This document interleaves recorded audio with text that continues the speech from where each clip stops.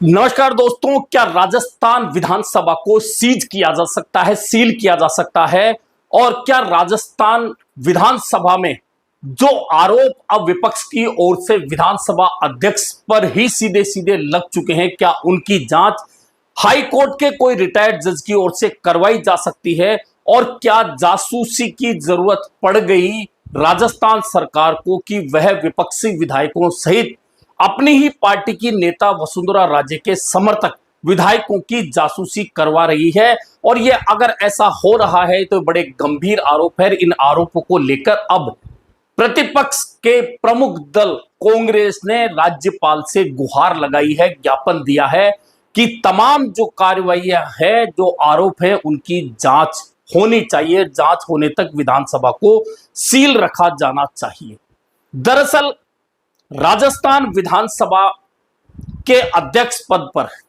कोई भी व्यक्ति बैठे, वह संवैधानिक पद है और तमाम दल उस पद, चूंकि वह आसन का पद है, उसके अनुरूप सदन में चलते हैं, कार्रवाइयां उनके अनुरूप चलती है। लेकिन इस बार वासुदेव देवनानी विधानसभा अध्यक्ष बने हैं और निर्विरोध बने हैं, तमाम दलों के सहयोग से बने हैं। किसी भी दल ने उनका खिलाफ कोई प्रत्याशी खड़ा नहीं किया था जब वे विधानसभा अध्यक्ष चुने गए थे। लेकिन कांग्रेस के साथ में विधानसभा अध्यक्ष वासुदेव देवनानी का नाता बहुत दिनों तक बहुत अच्छा नहीं रह पाया और विपक्षी दलों के साथ में उनकी ठन चुकी है। और यह पिछले बजट सत्र से जो कुछ चला, उस बजट सत्र में जिस तरह से तनातनी हुई, अब वह सिलसिला और आगे बढ़ चुका है। इस बार स्पाई कैमरे लगाने को लेकर नेता प्रतिपक्ष ने जिस तरह विधानसभा अध्यक्ष पर आरोप लगाए हैं और कहा है कि आखिरकार क्या वजह है कि जब विधानसभा की पूरी कार्यवाही का प्रसारण पहले से लगे हुए कैमरों के माध्यम से होता है यूट्यूब पर, तो फिर दो कैमरे, हिडन कैमरे क्यों अतिरिक्त लगाए गए? और अतिरिक्त कैमरे वहां लगाए गए जहां से विपक्षी सदस्य, कांग्रेस सदस्यों के द्वारा सदन की बैठक समाप्त होने के बाद भी जो चर्चा की जाती है, जो रणनीति बनाई जाती है, उस रणनीति का पता लगाने के लिए इन कैमरों का इस्तेमाल किया जाता है, ताकि कांग्रेस और विपक्षी दल के सदस्य जो भी रणनीति सरकार के खिलाफ काम ले, उसका खुलासा पहले ही विधानसभा अध्यक्ष के सामने हो जाए। इस तरह के आरोप लगाते हुए राज्यपाल को कांग्रेस ने ज्ञापन दिया है। दरअसल कैमरों की कहानी क्या है, क्या नहीं है, क्या सच है, यह तो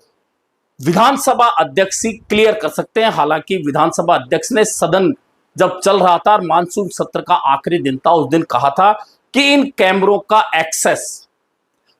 कहीं नहीं है और इन कैमरों में कोई भी आवाज रिकॉर्ड नहीं होती।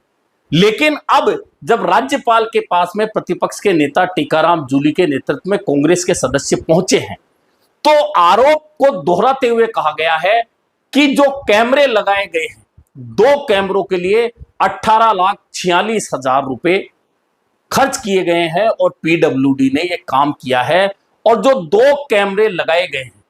उनका एक्सेस विधानसभा अध्यक्ष के पास है। ऐसे में जो भी बातचीत विपक्ष के सदस्य सदन खत्म होने के बाद, बैठक खत्म होने के बाद करते हैं, जो भी रणनीति बनाते हैं, वह रणनीति विधानसभा अध्यक्ष सुन लेते हैं।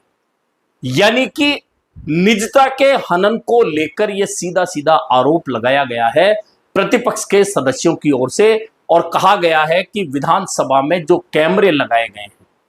उन कैमरों की जांच के लिए राज्यपाल को एक कमेटी बनानी चाहिए जिसमें हाई कोर्ट के रिटायर्ड जज हों और तमाम दलों के विधायकों को उसमें शामिल किया जाए। जब तक उसकी जांच नहीं हो जाए तब तक विधानसभा को सील कर दिया जाए। दरअसल यह मांग भी बड़ी है, आरोप भी बड़ा है। और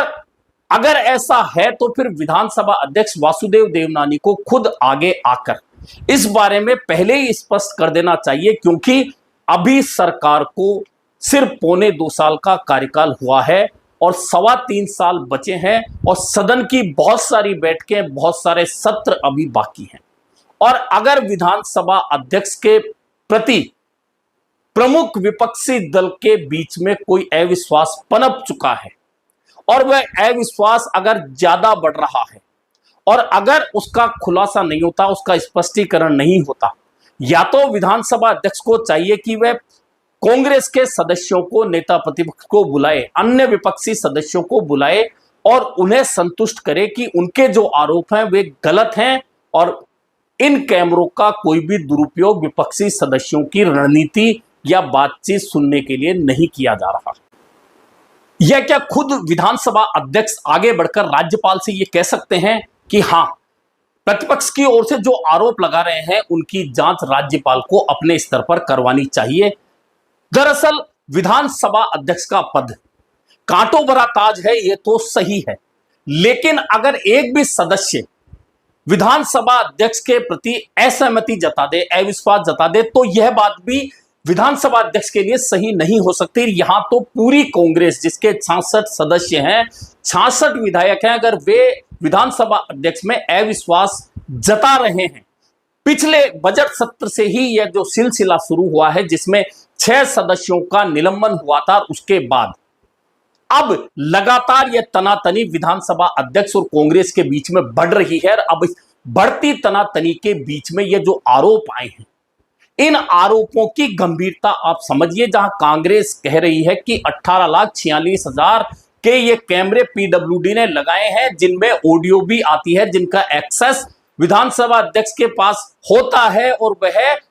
विपक्षी सदस्यों की रणनीति को सुन लेते हैं, समझ लेते हैं और यह हमारी निजता का हनन है, इसकी जांच होनी चाहिए। बहुत कोई छोटा आरोप नहीं हो जाता। और इसी के साथ में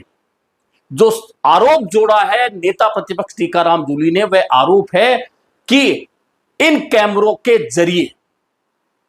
पूर्व मुख्यमंत्री और भाजपा की नेता वसुंधरा राजे के सहयोगी जो विधायक हैं, समर्थक विधायक हैं, उनकी भी जासूसी हो रही है। यानी कि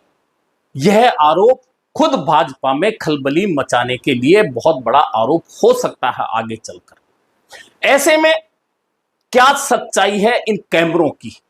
क्या वास्तव में इन कैमरों का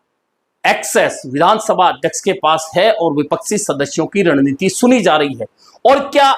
इन्हीं कैमरों की वजह से पिछले बजट सत्र के दौरान जब कांग्रेस के सदस्य धरना दे रहे थे, उस दौरान गोविंद सिंह डोटासरा सदस्यों के बीच में जो आपसी बातचीत हो रही थी, उस समय सदन की बैठक नहीं चल रही थी, उस दौरान गोविंद सिंह डोटासरा की ओर से जो कुछ भी कहा गया, आखिरकार वह अखबार में कैसे छप गया,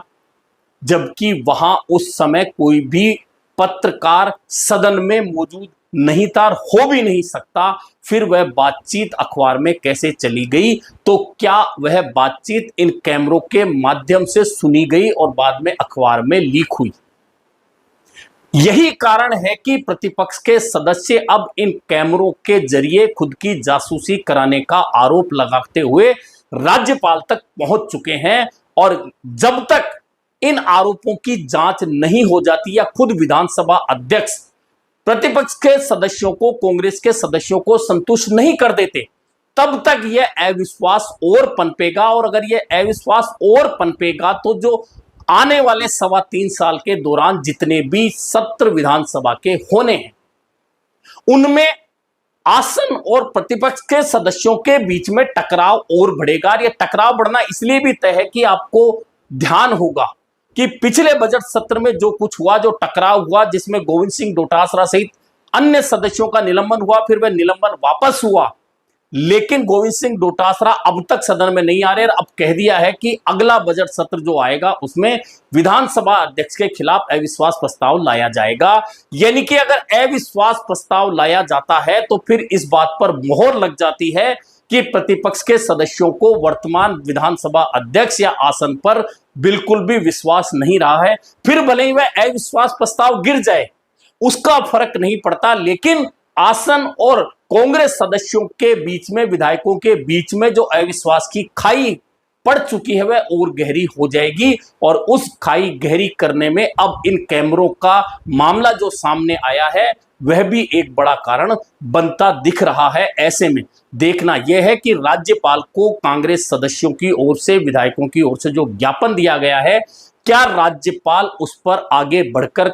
विधानसभा अध्यक्ष से कोई जानकारी लेते हैं, या खुद विधानसभा अध्यक्ष अपने प्रति उमड़ रहे, बढ़ रहे अविश्वास को कम करने के लिए कांग्रेस के सदस्यों को बुलाकर विश्वास दिलाने का प्रयास करेंगे कि आप जो कह रहे हैं वह गलत है, आप सब कुछ चेक कर सकते हैं अपनी आंखों से कि उन कैमरों के जरिए आपकी जासूसी नहीं की जा रही, ना वसुंधरा राजे के समर्थक विधायकों की जासूसी की जा रही है। और अगर ऐसा नहीं होता है तो अगला विधानसभा सत्र जो आएगा, जो बजट सत्र होगा, उसमें अविश्वास प्रस्ताव अगर विधानसभा अध्यक्ष के खिलाफ आ जाता है कांग्रेस की ओर से, वह भले ही संख्या बल के आधार पर गिर जाए, लेकिन फिर यह अविश्वास की खाई और बढ़ जाएगी। उसके बाद सदन की बैठकों में सत्ता पक्ष और विपक्ष का संघर्ष ही नहीं होगा, बल्कि विधानसभा अध्यक्ष और प्रतिपक्ष के सदस्यों के बीच भी टकराव की घटनाएं ज्यादा देखने को मिलेंगी, जो किसी भी लोकतांत्रिक सदन के लिए एक अच्छा संकेत नहीं कहा जा सकता। अभी के लिए इतना ही, फिर मिलेंगे नए मुद्दे पर चर्चा के साथ।